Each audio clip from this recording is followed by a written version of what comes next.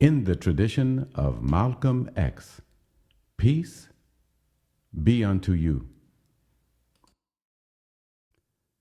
I watched the Netflix trailer of the remake of Good Times, like so many of you. It's to be aired sometime in April. And I thought to myself as I watched the trailer, how can this be understood at this day and time, 2024? I was shocked that someone in Hollywood would even have the audacity to put that up, to show that. But then I had to stop and step back and think, well, I'm from an older generation, and a lot of my essential social experiences occurred when African Americans nationwide were alert and more focused on what they wanted to achieve in the United States, and that is not the case anymore. But nevertheless, how should it be understood by younger people? And so I want to share just a few thoughts. I think in order to understand why they would have the audacity to even consider that kind of script is to start with socioeconomic context, to do a comparison, a compare and contrast. Secondly, to ask, well, what is the purpose of Hollywood besides profiting off human emotions, particularly the emotions of African Americans? We saw that with the movie Wakanda, how Hollywood expertly exploited the emptiness, the desire for identity in the Black community and made over $1 billion, and then came back with a second Wakanda and made hundreds of millions of more dollars. Now, the television show Good Times aired beginning in 1974. And if you were not born prior to that, if you were not at least 8 years old when that was aired, you won't have any idea of the content of that television show. And so I don't expect millennials, Generation Z, Generation X to even have an idea of the difference between what Netflix is about to put on the air in comparison to what was on the air in 1974. In 1974, as I said, the social context of African American emotions was much more upbeat and hopeful at that time. And I know I felt that hope. I felt the upbeat emotions as we talked about Black liberation and the Black family and, all the concepts that many of you think are new, but which were already prevalent at that time. That show reflected those feelings back to us by portraying an intact Black family aspiring to do better in the United States, to do better educationally and economically and lovingly.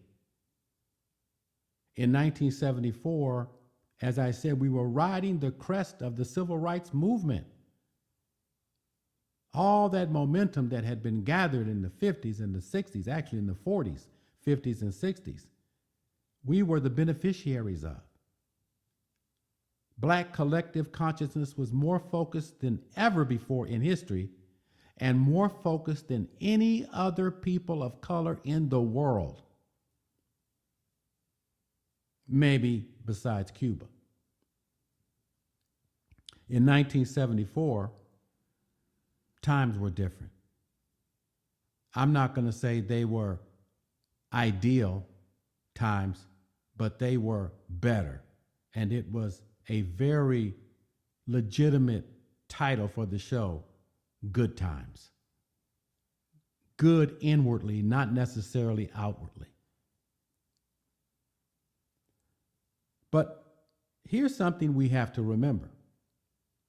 Hollywood is the enemy of black people, and you should never forget that. Whenever you watch a show, you should do content analysis. You have to pick it apart, because that's where stereotypes are born or laid to rest. It always has been that way. And as long as the people who control it today are in power, it will always be that way. We have no power to control what Hollywood produces. None. And those black people who work in the television, film, music, and other Hollywood industries are ignorantly or intentionally puppets on the Hollywood stage for the power elite. And they do it for money. They do it for bling bling. They can memorize scripts. They can do their motions on the stage. But believe me, the vast majority of them are not happy people. So, we should never forget, one of the purposes of Hollywood is to cash in on the circumstantial, social, and political feelings of African Americans by exploiting them through imagery. Another purpose of Hollywood is to define the context and identity of black people, however imaginary it is. It doesn't matter whether it completely contradicts the actual, real, lived lives of African Americans. They can put imagery that contradicts that with the purpose of changing what is real into what is imaginary. And then to spew it out as propaganda to the whole world, because now there is the internet. Most people in the so-called underdeveloped world did not have televisions in 1974. There were no cell phones. They might have had transistor radios, but they were completely unable to be influenced by the imagery of Hollywood unless there was a movie theater. And then many of the governments, of course, censored most of the Hollywood movies. That's not the case today. More and more people are on the internet, and more people can tune in to Netflix, and more people will see a depiction of us that is not real. And we have no way to fight back. If that cartoon makes money, it's gonna stay on the air. The only way that cartoon will be taken down is if it doesn't make money. If production cost is greater than the profit, it will be taken down. Now, because Hollywood does propaganda, that, of course, takes us to their relation to governmental agencies. Hollywood has always been used as a third party by governmental agencies, the FBI, the CIA, the Pentagon. These agencies oftentimes approve scripts and then loans to Hollywood material that they can use shooting their films. Hollywood works for the government, and it works to the government to mold the consciousness of the American people in general, and more specifically, the consciousness of black people. And you can throw in Native Americans, indigenous people, Asian Americans, and Latinos. They do the same thing. If the world sees us that way, if the world sees us as a cartoon. No one in the world will ever take us seriously again. Before Malcolm X was assassinated, for instance, he was going to speak before the United Nations. Dr. Martin Luther King received the Nobel Peace Prize. They were taken seriously, and because they were taken seriously, we were taken seriously about our appeals for justice, our appeals for reparations.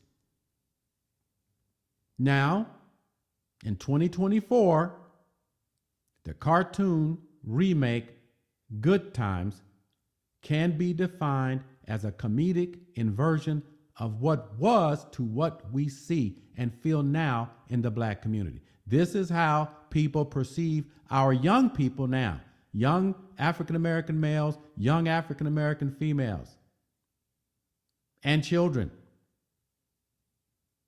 This is how they are perceived, and this is the image that is being projected to them to be planted deeply in their subconscious to conform to it. So what do I mean by inversion of the 1974 version of Good Times? First, it's not a good time. Everybody sees it in every major city in the United States. The homeless crisis. It's not a good time. First, it's not a good time because it's a depressing time. Because hope has been dashed on the rocks for black people. It doesn't take a college degree or even a high school diploma to understand that here you have a government giving hundreds of billions of dollars away to promote war and killing and genocide, and all African Americans did and have done is ask for reparations, 40 acres and a mule. That's all we ask for. So we can plant some seeds and grow some corn and maybe have some cows for milk and sheep. But that was denied. In fact, it was taken away from us after it was ordered for us to get it. That's all we ever really asked for. But look at us. Locked in cities, millions of us homeless or nearly homeless, because the truth is something that many of us refuse to accept, and that is this. They have a serious, at the top, the power elite, they have a serious problem within themselves. They are people of hate. People of hate. And we can see that by the way they're allowing people to be murdered in Ukraine and Russia. And we can see that everywhere. So now, at this time, we are suffering multi-layers of crises. We are riding on the crest of a cocaine epidemic. We are riding on the crest of an HIV epidemic. We are riding on the crest of a COVID-19 epidemic.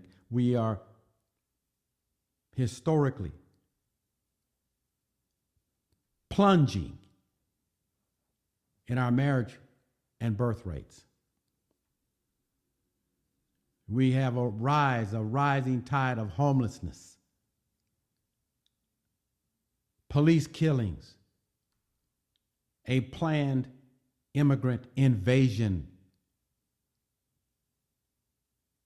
and we have the loss of core moral values among black people, which have caused the deaths of millions or make them permanently socially impaired. And Hollywood is a major producer of the moral decay through its music and through the support of degenerate lyrics.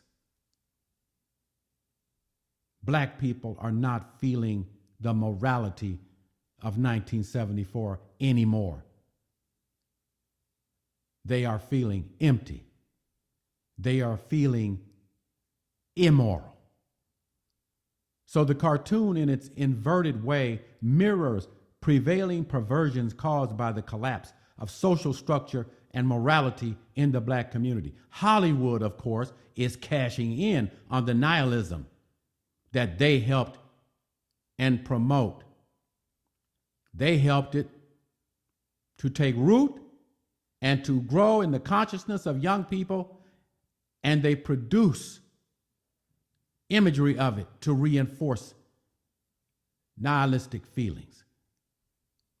Now, Hollywood is framing the propaganda image for the world with their remake of Good Times.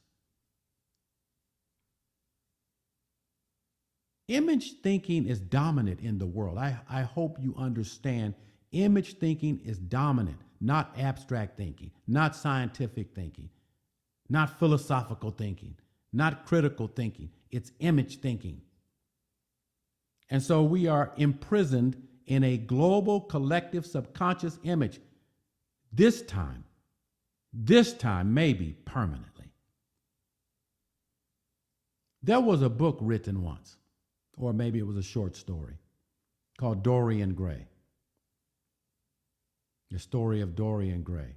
Dorian Gray carried with him an angelic picture of himself. It was a painting of his face, of himself. Now, for that reason, he had lived for hundreds of years as a healthy, vibrant, smart person. But when his image was destroyed, when the painting was burned, his picture turned ugly as he aged in reality quickly, then died and turned to dust, to ash. Dorian Gray could have lived forever, but he did not protect his angelic image. If we are to overcome these types of onslaughts, we'll have to protect our inner selves, the image in which we were created. I am Dr. Stephen Nur Ahmed. Peace be unto you.